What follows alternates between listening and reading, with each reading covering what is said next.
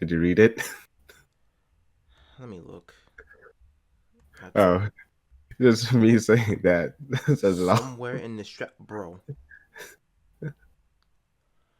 Okay. Anyway, 12:30 start time. Nobody loves you apparently enough to be on time. I guess not, and that's too damn bad for them.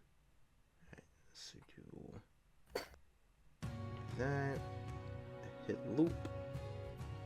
Me choosing an old man character was perfect. Give it some old people to join there. Okay. So, this is session 1, part 0 of a very long Final Fantasy campaign in the making. This is rated T for Teen borderline M, given some of the crazy shit that'll happen in this. They're How gonna could you? death, lots of death, My AO 80. lots of death, lots of swearing. Um, the apocalypse may or may not happen. Oh, it's a good thing I've lived my life. There won't be subject matters such as drug use, drug abuse, slavery, manipulation, blackmail. Slavery's all the way to go. As I talk to you of all people about that. Anyway, things will quickly fly off the rails. There will be a lot of saving people if the party chooses to do so. Depending how the party goes, there's Yeah. always saving with benefits. Mm-hmm.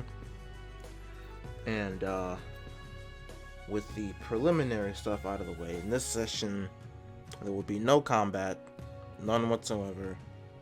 This is just setting the groundwork for everything that's gonna happen, and when the next session happens, that's when the tutorial battle and then consistent battling and the rest of the campaign will take place. So, that out of the way, let the story begin. It's about 3:30 in the afternoon. It's Tuesday. The world that the story takes place in is a world called Lufenia. The city that the story begins in is called Atlantis. There's Upper Atlantis, there's Lower Atlantis. The only difference is which one is above sea level and which one is below sea level. The world that our inhabitants live in is a world mostly free of criticism, mostly free of prejudice. There's not a lot of judging going on here unless you happen to get in trouble with the legal system, and that's your own damn fault. In Upper Atlantis, the location where our story takes place is right in the heart of the entertainment district. And in said entertainment district is where the latest and greatest surviving game company, Kronos Enterprise, has been thriving, making content, making games that ignite conversation, impact the world in one way or another, inspire people to reach out and attain their dreams, do what they want to do, and overall just make a positive impact on people. And today, this afternoon, we set eyes on our hopeful protagonist of the story, working on their latest AAA title to be released. And of the team that is working on this, it's a group of about a little under 10 people. They've all been hired in around 4 months ago, and the talents that they brought with them quickly allowed them to go from your average grunt doing, busy man work to working on AAA titles. And it's unprecedented. wildly unheard of.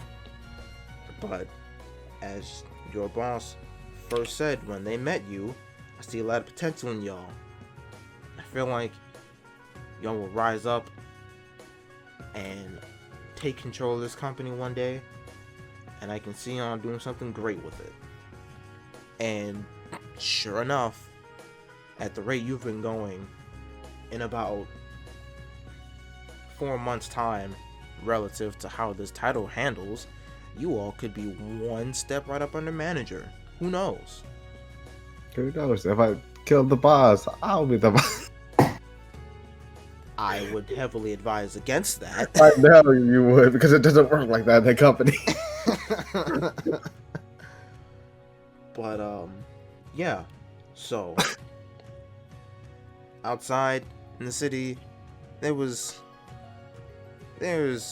quite a few people driving, going to work, leaving home from work, going to get a bite to eat. It's a nice summer day outside, contrary to how the office looks on the inside, because they have special technology to block out any and all sun glare, because, well, hey, that gives people headaches and it makes it hard to concentrate when you're distracted by the outside world. But it's very high tech. The technology you see in this world is far beyond anyone's wildest imagination. You have things like androids, AI, state-of-the-art computers. You can control most objects with just your mind if you have the capabilities to have such technology in your possession. And while everything isn't exactly automated, the way that life on this planet has adapted to their surroundings and have continually found ways to make things better, you just might think everyone here is some form of an android or not. But contrary to what your eyes and mind might think, pretty much everyone is a living organism in some shape or form. We've got fish people, we've got ice people, we've got snowmen that never melt, we have bird people, we have things that should be inanimate objects as living organisms, we have walking pillars of energy, just roaming around, vibing, thriving in their own time. We have animal people, bear people, shark people, penguin people, any kind of race that you can think of. It's a person here in Lufenia, Upper and Lower Atlantis. Now, as I said, Yeah, pretty cute. It's almost... It's Hope and Dream, a serious game. Let's have a pull out the waifu card on an NPC. There will be no comment on that one. Now, you know what's gonna happen. It's about 3:35. You guys are gonna be clocking out about 15-20 minutes. Go on about your day, go home. You got wife and kids, got a crib, got a pet, whatever. It's been a long day, but it doesn't necessarily feel long. It's just another day at work, making good progress, hoping that the product is gonna be yet another bestseller for you all in this quarter, anyway. So, with the introductions out of the way, the boss is currently roaming around the office, just checking, making sure everyone's doing alright, asking people if they need a drink of water, want to take a little break, want a little snack. If you would like to interact with him, you may do so now. Me just sitting there, it's like, yep, you're really loud drinking.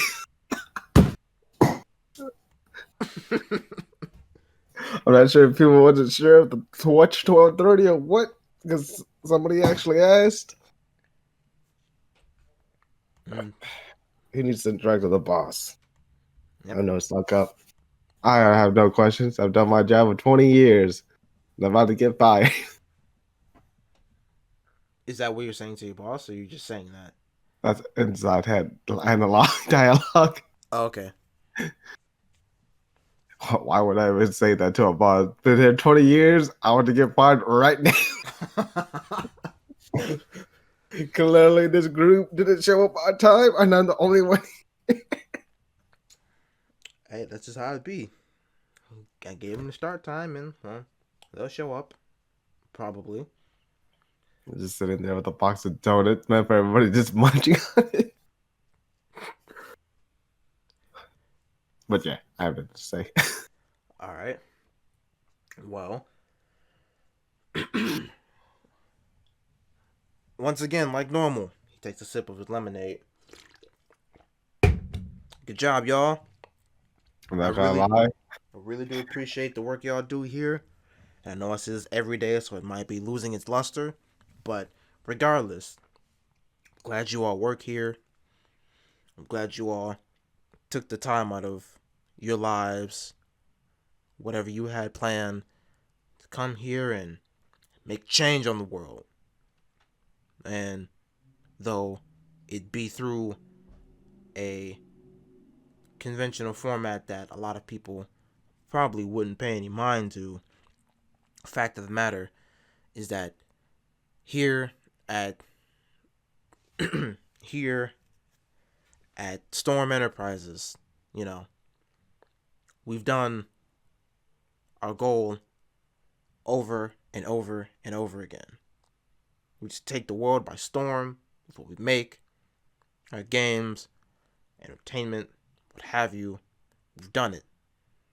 And we wouldn't be here right now if it wasn't for the people before you guys, you all that are here now, you all that'll be here in the future.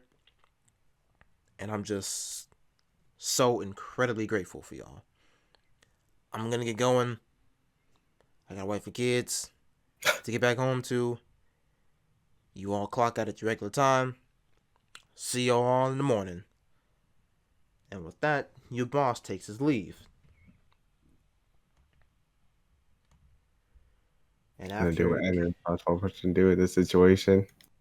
And after your boss gives that speech of his, you look over at the time and you happen to notice that even though it was on the shorter side this time, you will now be clocking out in about 5 minutes.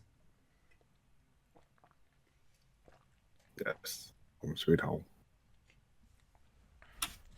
So, you go through the process of shutting all your equipment down, making sure everything's saved properly, make sure your projects are saved, making backups of your backups, so that way, just in case something went wrong, you have a salvaged copy to use for tomorrow's work.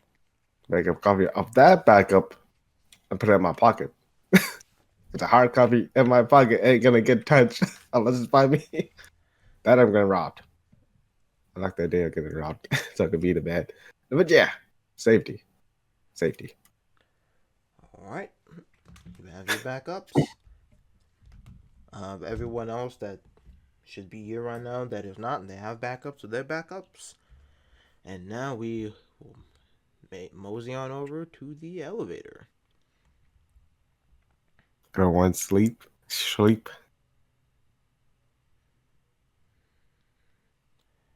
enter inside the elevator. The company's elevator music is playing once again. And this building is it's quite tall. It's almost rivaling skyscraper height. Because, you know, even though this company is so monstrously huge with the impact they have made on the world, all of their talent and their staff is centered into one building. Your boss was of the mindset of, if it was made at home, it should stay at home, and doesn't really jive with the whole idea of having a branch over here, having a branch over there, having something across the world where someone could do something that could be catastrophically bad for the company and such. So, yeah, all the talent here in one building, heart of the entertainment district, Upper Atlantis, and yeah, it's worked so far for the last 30 or so years, and he intends for it to stay that way. Now, as far as the other members of the party, you all do work on the same floor. Some of you in the same office space, some of you in the office space next door. And you all know quote, know each other by face, but every now and then you can remember another coworker's name, but you typically don't have the time to sit down and have a conversation with them. However, in today's time, right now, all of you are collectively inside the same elevator at the same time, getting ready to head downstairs and clock out. I've seen this thing before. I'm gonna get trapped in the elevator, and I'm gonna have to beat a person to eat them. I do say that one out loud. Okay. That moment of silence is like, okay. He's like, okay, this is like, nope, I'm saying that one out loud. Okay. Well, for the sake of this, I'm gonna take control of Rick's character, and he's just going to side eye you. He's not going to say anything. He's just gonna give a cautious glance. A cautious glance to a senile, probably in his upper years, his final years. I'm definitely not a bum. I definitely don't live out on the streets and clocking at work shortly after.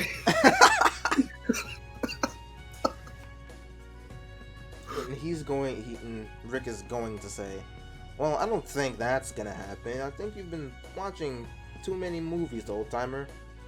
I don't care. I just flip over the emergency stop button. We're about to see him.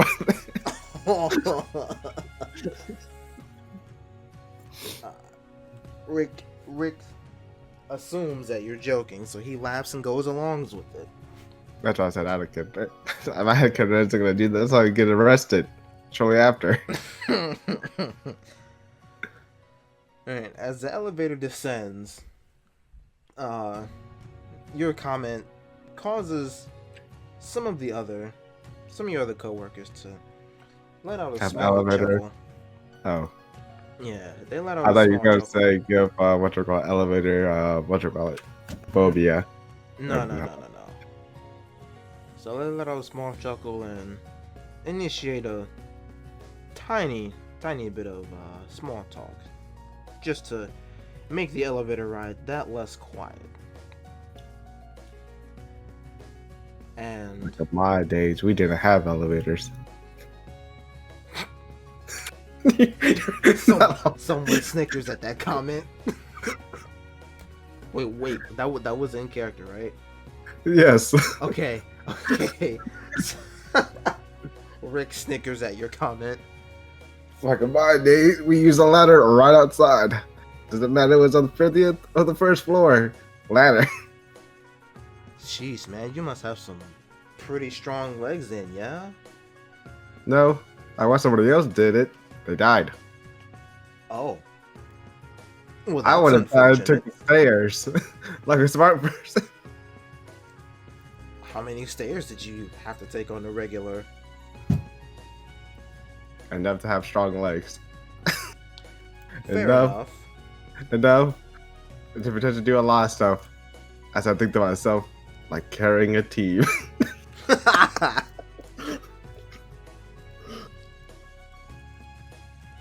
That's fair. Every now and then when I decide I want to go for a run, I typically sprint up and down a flight of stairs as fast as I can. Just get the blood flowing in the morning, you know? Yes. Blood flowing in the morning. I had to take a leisurely jog in a lake. In a lake? Where at? Well, you know, outside, out of character. Where's nature-based stuff? That is directly south of the entertainment district.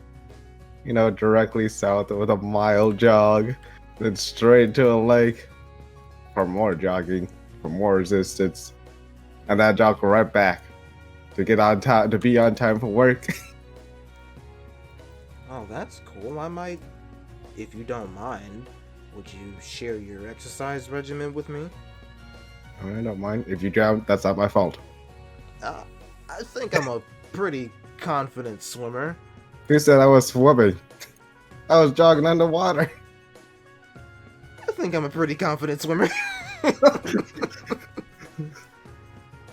It all begins with the weights. Where do you get your weights from? Rocks. You just carry Yep. rocks with you? No, I hide them out at the lake. I get some rope, hide them out there, hide the rocks out there, just tie them to my legs. I feel like I've seen that in anime before. I feel like I've seen it in Samurai Jack for jumping. That poor man in his back.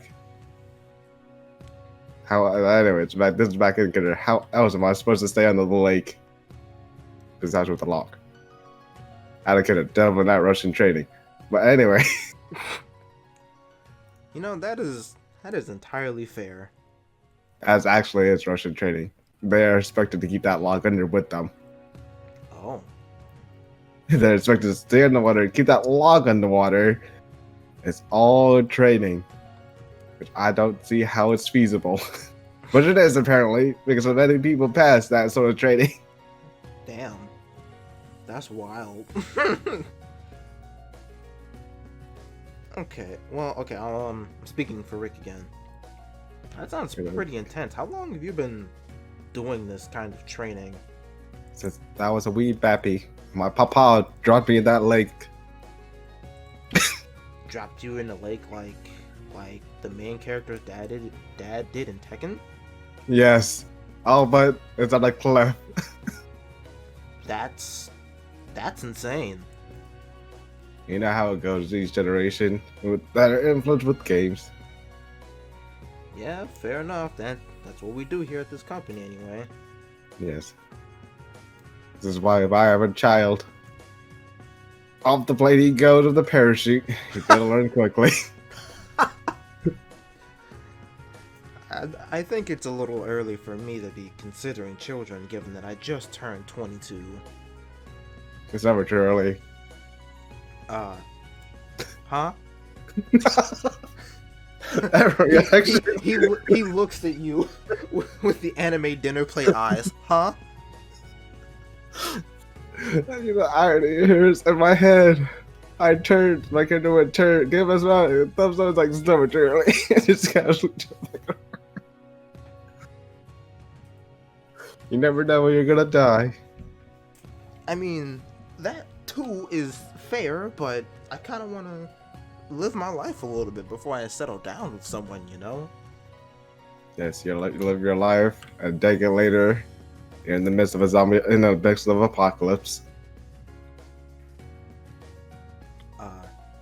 Sir, have you seen some shit? I've seen a lot of shit. There's the best shit outside this building as I came in. And then get tasered by security. Oh wow. Is that what all that commotion was this morning? Yes. Sheesh. I mean, I definitely was not that character.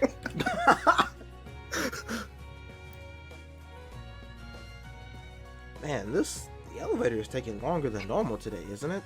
I was having my first comment, trapped in the elevator, and I haven't just resort to cannibalism.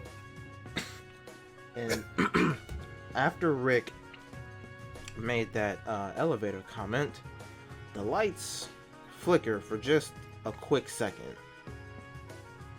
Can you give me a wisdom roll? Give me 2 seconds. Unless I look at my wisdom and realize these are all my character stats for something else potentially. Anyways, as I really fucking clicked on the wrong thing.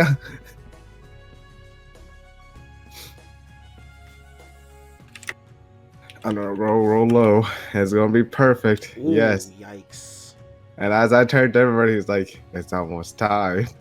It's a good thing I carry forks and knives. I'm gonna have Rick's character roll wisdom.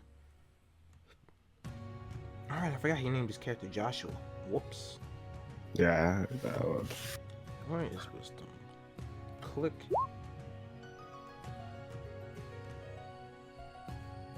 Jesus Christ. We're all gonna die.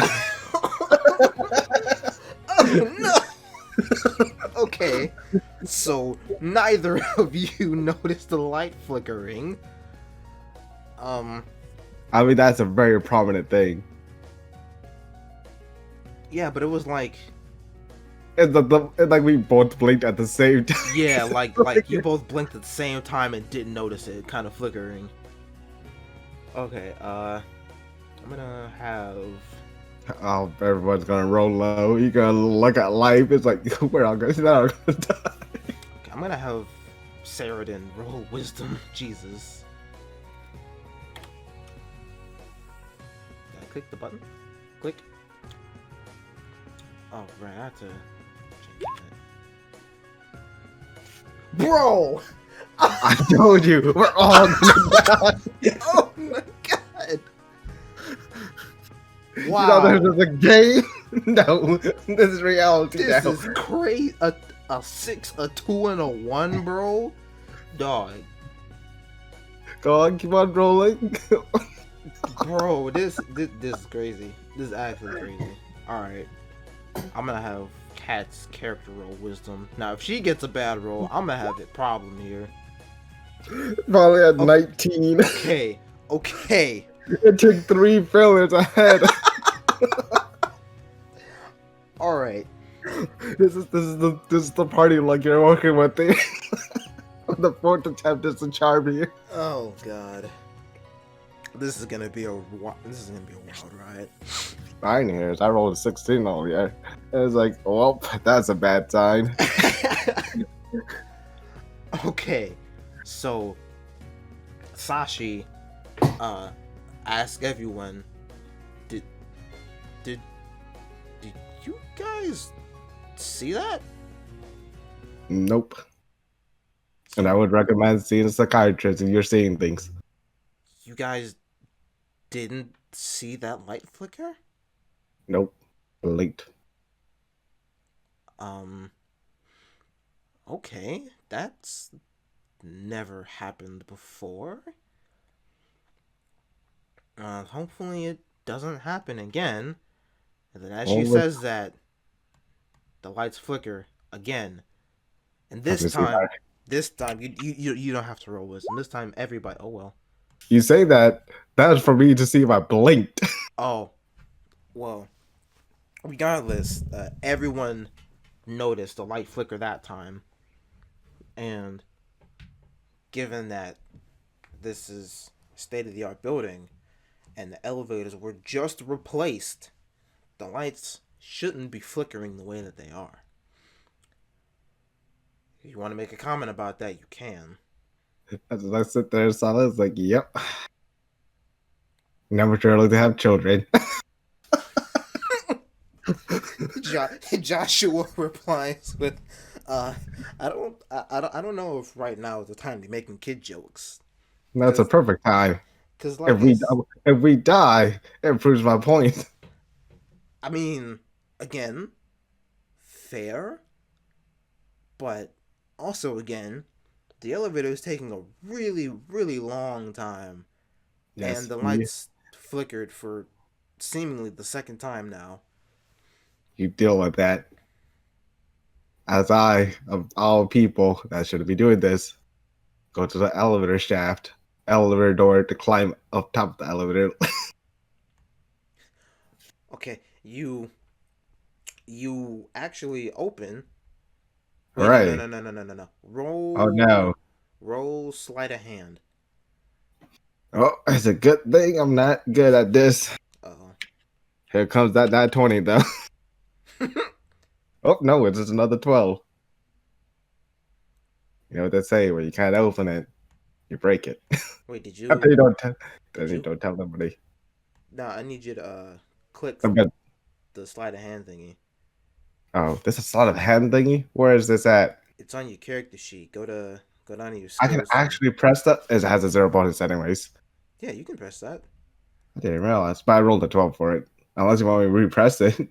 Yeah, re-roll that. Well, let's use the 12. You're instant. Never mind that 12. Note it for the future. Now I know how to do this. I wonder why people are doing this. Okay, Now I know. so you fumble around with the elevator shaft door for a bit, but you manage to get it open. Happy no. If I didn't And open this, option B was opening the elevator doors with brute force. and when you get the shaft open, you notice a very, very strange and out of place purple aura right in front of you. As I look down, the group is like, survival of the fittest. Good luck, maggots.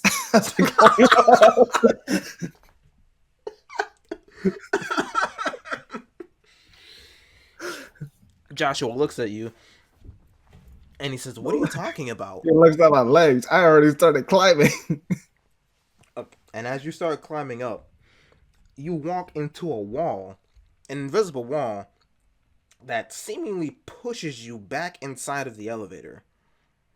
Well, elevator door it is. Good times. If you're actually gonna do that, roll strength. Strength or athletics? Uh, So athletics revolves around actually, trying. roll both. I'll combine the number together. Can I just roll pure strength? Yeah. That I can. Okay, so we got 13. Athletics is about the same. It's another 7. Okay, yeah, the you needed to beat a 20, and you did I that. broke. I I need to beat a 20. Jesus. You're prying open an elevator door. And I'm an old man. If I actually found this open, Yeah. don't comment. Okay, so you get the elevator door open, and the first thing you see is the city that you were just looking at burning to the ground. As I try to close the door, I didn't see that.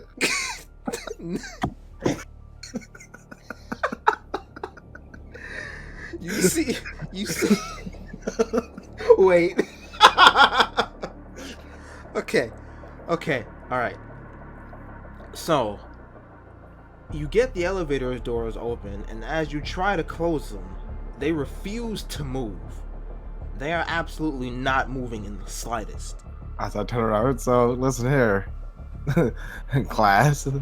I said about my comment. Never too early to have children. And that purple aura that you saw at the elevator shaft is now in front of the door. You cannot pass through it. It is seemingly encroaching inside the room itself. Oh.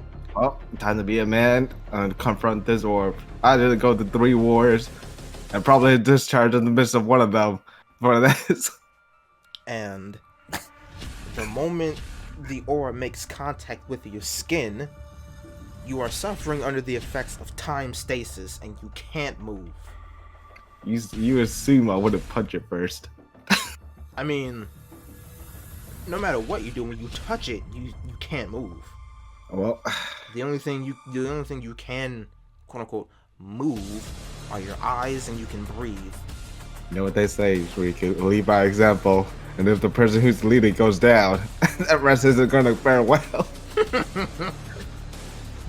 And and as you look upon the burning city of Atlantis, you can't help but think everything was just peaceful a moment ago. I'm about to say, I can't help but think I'm going through a 4th war, aren't I? Okay, yeah, you think you're going through a 4th war, and everyone else thinks it was just peaceful outside. What happened? What is going on? It's just peaceful outside. As I think about my character starting up a competition about the apocalypse. And then, after they finish that thought, all the screams and the shouting and the fear of what's going on outside on the ground immediately rushes inside your ears, and it's like you can hear that as if you were right there next to them. Oh yes, good old days when I was sitting in the trenches. And it's entirely unbelievable as to what's happening, because the sun was just shining. Everyone was having a good time, and now you see your city being razed to the ground. And on top of that, even though you cannot voluntarily move your body, the elevator shaft begins violently shaking. The plating is coming off of the walls, the lights are popping out, the hole that you are seeing the city through is growing larger and larger and larger, as if some invisible force is pulling it apart with their hands. And in the midst of all of this, I finally come to me. This elevator has a glass view outside. Why wasn't the elevator shaft made out of glass? Elevator itself made out of glass to get the view. Yes, my character is one of those characters where suddenly realizes like, this man installed an elevator without glass to look outside the glass that's outside of it. And when the hole in the wall becomes wide enough to fit a truck through, Good times. you see, you look up and you see an eye in the sky. You don't know what it is, where it came from, but it slowly grows bigger and bigger and bigger until it damn near encompasses the sky itself. It looks around, it looks to the right, it looks to the left. The last time I saw an eye, I was driven on acid. It looks down at the ground, and it seemingly closes a bit, as if whoever the owner of this eye is smiling and relishing in the destruction that's currently taking place. And then a fine culture. And then more of the eyes show up until it's damn near wherever you look upwards in the sky, you just see them menacingly, as if they're glaring right into your soul. And then you hear a voice. You don't know who this voice belongs to. You don't know where it's coming from. But you do know that it is a threat and that it is dangerous. Yuki, can you roll intelligence and wisdom? You expect me to succeed in both? Oh, I succeed. I'm smart enough to realize. Good enough. You need to beat an 18. Alright, so you see the eyes, and you run through every possible scenario in your head as to what this could be. And as you're thinking at a mile a minute, you hear in your head, My. What pathetic world have I stumbled upon to this time? And then after you hear that, you regain the ability to move your head left and right, and you speak. I speak. Yeah. I beg never. I use my chin to start crawling like a real man. I said you can move your head and speak. Yes, my head. I can theoretically use my chin to move. You're not on the ground. True. Okay. As I think to myself, don't worry about it. Don't worry about it. Don't worry about it. As I'm about to nudge my head to go onto the It's all determination. Oh, you came into a world with a bunch of shit shows and wasted potential. The voice speaks again. Yes, it seems that I was misled and lied to again. We should probably kill the person who misled you. I was told that there would be power here. I can help power you. That could give me a reasonable fight and Have you something that could cure my boredom. But have you tried slavery? do you know who I am, mortal? Nope. That's silence. Riku. The eye looks at you. It's looking straight into your soul. And it speaks. Well, you not knowing who I am does not matter. And then he stops talking to you directly. And he speaks to every living person in the world at once. And he says, mortals, I don't care who you are. I don't care what you are. All you know, and all that you will know for the next few minutes, is that I was lied to, and you all will pay the price. Hooray. Your silly lives, pathetic lives, insignificant worms, all of you, will come to an end right now. Sounds like I'm getting an outfit for my life. Well, this will not matter to you in the next few seconds. I am the devourer, and your world has been used to satiate my hunger. Should I take off my shoes when I get devoured? And then, after the devourer finishes speaking, the eyes vanish from the air. The purple aura goes away, and when you all fully regain movement, the elevator shaft feels as if a hand has been put on it from the very top, and it goes plummeting towards the ground so damn fast that everyone in there, for a split second, ever so slightly rises up into the air. This reminds me of the time I went to space.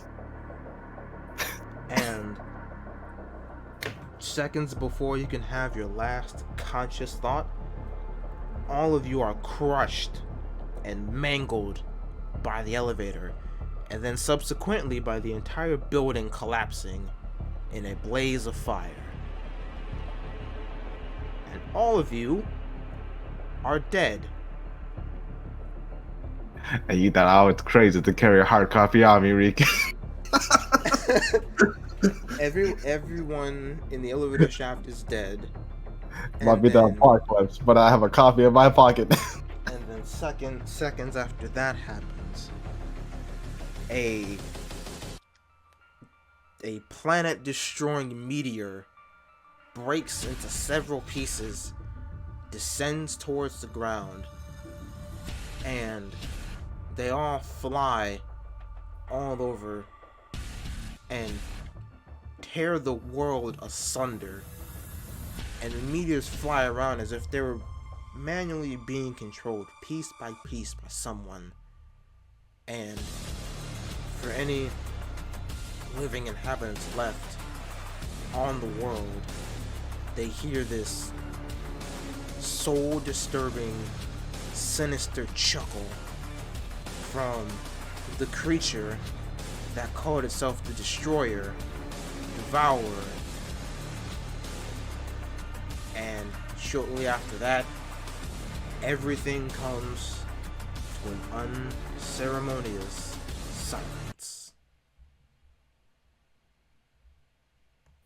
It's in spirit form. Never too early to have kids. The grand scheme of it all. Alright, Riku. Anyway, so it seems that circumstances far, far beyond your control have in a matter of minutes, just stolen everything from you. Your life, your present, your future, all of it came to an end at the literal blink of an eye, damn near. And you find yourselves somewhere. You have no form. You can barely form a conscious thought, but you do still exist, albeit faint. You don't know where you are. You don't know where you're going to go, whether you go to heaven, whether you go to hell. It's unknown. No one knows anything. And then you hear another voice. Oh no. Oh no, no, no, no, no, no, no. No, no, no. This shouldn't be happening right now. You all shouldn't be here, technically. Oh dear, oh dear, oh dear. If you can hear my voice, please make your way, north, I would suppose? There aren't really any landmarks here. Follow my voice, if possible. If you can muster the strength to move, that is. The last time I followed the void around the body, the world got destroyed. 2 times. No, you don't have the capacity to talk yet. You can That was inside my own head at that point then. Oh, okay, okay. If I can't talk, it's inside my head then. Yeah, you're just a floating ball of fire. Like you said, you're just a soul wandering around the place. No. 2 seconds. I'm gonna do stuff. Need to check something for a friend.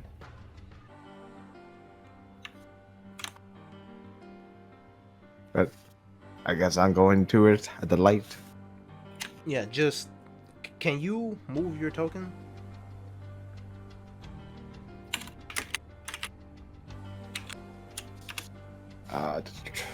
Let's see. Let me pull up all the whatchamacallit. This. Nope, not that. I have to minimize it. No. Okay. I will fix that later. Anyway. So, you in corporeal soul format muster any and all strength you can to move towards the owner of this seemingly worried voice speaking to you. And the closer you get, the better you can see him. And eventually you make your way to where he is. Oh, yes, hello. Hi, how are you? I am so sorry that you're here. You really shouldn't be here right now. How do I go about explaining this? First things first, I should give you the capacity to speak, given that all of you are currently floating souls. He takes a drag out of his cigarette, blows a puff of smoke in the air, and as it very slowly glides above you, you can now speak again. Yeah. We had this coming. First thing I said, we had this coming. I'm sorry? I mean, generation after generation of non-stop war here and there. It was bound to happen eventually. Either we were going to end our planet or something else was. Oh, my. Well, I can't necessarily disagree with you. I have been watching over your world in particular for quite some time, and I've also seen it happen in other worlds and things such as that. Yeah, I can't really give any words of solace to make any of you feel any better. Regardless, you are in a place between life and death, aptly titled the Void. Typically, people come here when a certain circumstances either does or doesn't happen when they unfortunately lose their life. Wait. What am I doing? My name is Korra. I am, I guess in terms of mortals, I would be considered a god? A deity of sorts? No, you're just somebody who's talking to me. I don't believe in God. God had left me on that battlefield many years ago. Well, that's no skin off my back. I'm just... My actual role is... I'm an overseer. I watch over life, I watch over other dimensions, other realms, and I just do my job of guiding the souls that I am given domain over to watch where they are supposed to go when they expire. And as I was saying earlier, most souls don't come here unless one of two things happen. Circumstance number one being that if you were to die in an unfortunate accident and you were left feeling unfulfilled, I can grant you temporary reprieve to experience the things you didn't get to while you lived your mortal life. Afterwards, you are then sent off to the afterlife, being heaven or hell or nirvana. Wherever you are judged to go, that is where you go. That is where the portal to the left takes you. I thought I was ready to go to the right. I get my directions confused in here a lot of the time, to be fair, because if you look down at the void in the floor, that white line of what appears to be energy that is circling it, those are all the lives and all the souls of the people that I am given domain over to watch. And whether you are or aren't wondering, on average, I see and have the ability to look into the lives of about 70 septillion people at once. And while that isn't the maximum number of what I can see, it is a, how does that saying go? A drop in the river? Drop in the ocean? What is that saying your people have? A drop in some body of water? Drop in the void. That's what I use. Drop in the void? The endless void is the best that we are people create inside of ourselves. Is As I just... Is that really a saying you people have? No, it's probably my saying. But that's probably because I've seen many people with PTSD. Oh, I am so sorry. PTSD is such a terrible thing to have to deal with. Yes. And then Joshua interrupts and says, "The saying is a drop in the bucket, Mr. I like mine. God, deity, Korra guy." Oh, thank you. I had a feeling I was getting it wrong. So that's the portal to the left. My personal overseeing portal in the middle floor, and then the portal to the right, I have only sent 6 people through before. And this portal is a second chance at life. Because other circumstances that would bring people here... He takes another drag out of his cigarette. The other circumstance that brings people here is when their home world is attacked by the Devourer.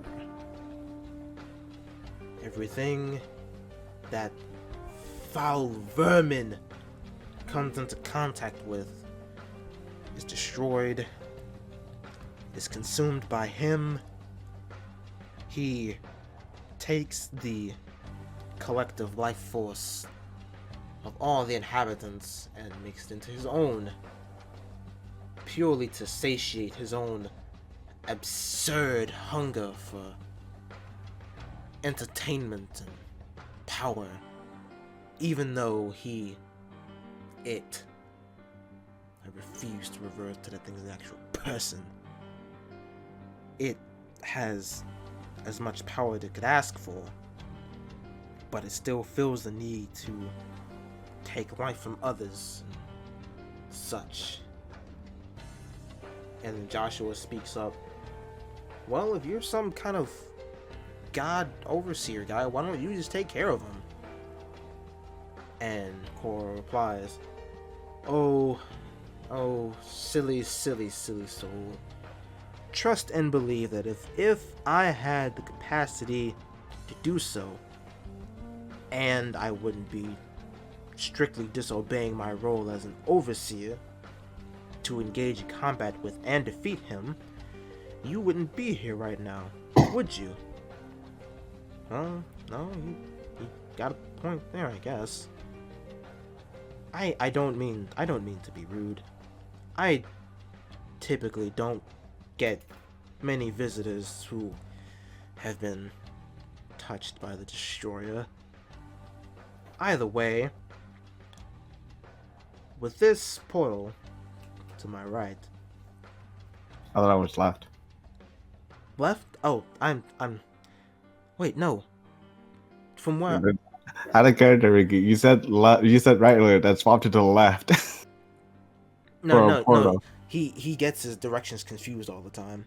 Oh, look, I'm dying going to run the way. I'm so bad with directions. Either way, this portal over here that I am floating by, this is the portal that would give you a chance at a second life. Now, I will not force you to make a decision.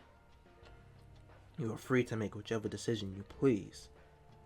However, should you decide to step through this portal and have another chance at living, I, with the limited capacity that I have, I can grant you a fighting chance at the reclamation of your world. The only thing that you would have to do is that you would have to defeat the Destroyer. I'm sorry, the Devourer. I'm sorry, the waste of existence that thing is. It will not be an easy task. It will be, to be quite honest with you all, incredibly difficult. And I have faith in you all, because the 6 souls that I have sent through this whole prior, they have gotten so close, and it would do nothing more than to warm my heart and put a genuine smile on my face if you all could succeed where they failed. I can't give you much, but I can unlock the shackles of fate surrounding you all and grant you the power that is hidden within your souls if you would like to fight and get your world back. The choice is up to you and yours. Take as much time as you need to come to a decision. As you combine those you and yours word together. Don't comment. That's why I had like as I was trying to say I turned around, but I thought I was like, I have no form. Yeah, you don't have a body. You're just a floating soul. I only have sensual stuff. And that sense is like one general direction because of our own perception of senses. So I turn around, I was like, well, I'll be going. If you come along, I may have not run into you. And that's all. Before I go, never too late to have children. As I leap into the portal. Oh, no, you don't. God damn it. You don't just jump in. Be like, you make your decision, and then, because I know no one would just want to, like, not play the campaign as soon as session 0 part 1 would happen. Everyone has a minor conversation between themselves, and they also agree with they want a second chance at life, they want their world back, and they decide to join you. That's right, second chance of life. I'm ready to go. Right. I'll be another senile old man in this one. Okay, so Cora takes note. So the question is now is, this like allocator of this world is, they all start as babies, and then age. No. So we're stealing an inhabitant's body. No. Huh. We're taking the dead man's body as they're dying. No, you're gonna get your original bodies back. I like that. I like the latter of the ideas. Anyway.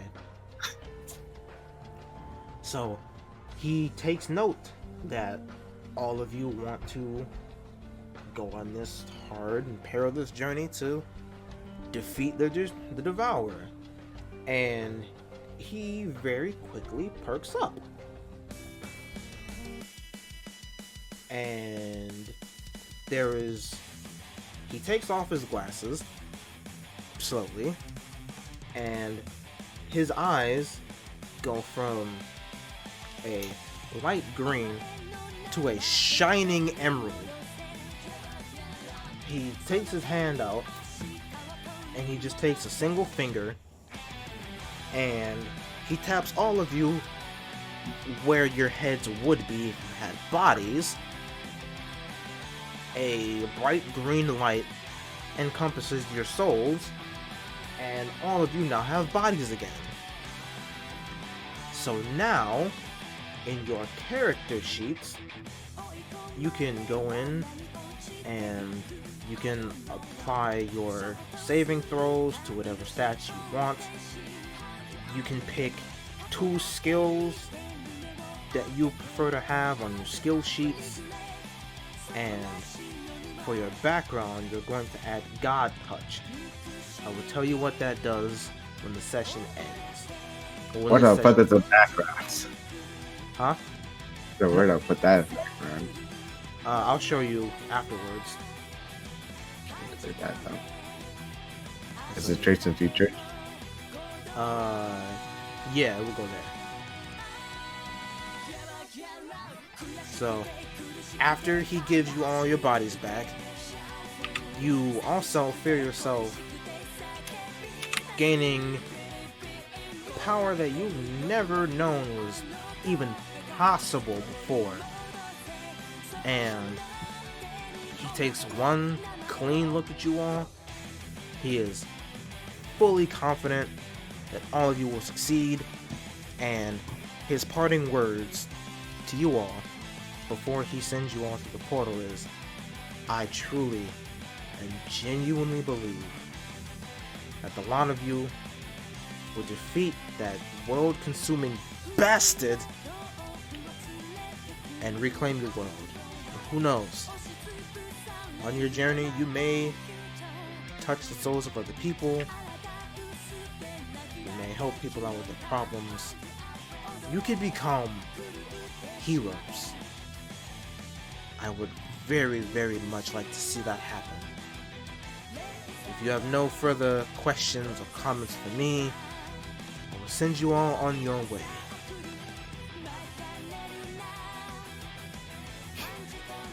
Got anything to say, Yugi? No, not really. Say to my boss. It's like it's just another boss at the end of the day. Okay. And with that, really quick. As you all are going to go through the portal, you're going to see visions and memories of the warriors that I have sent you here before. Be not afraid.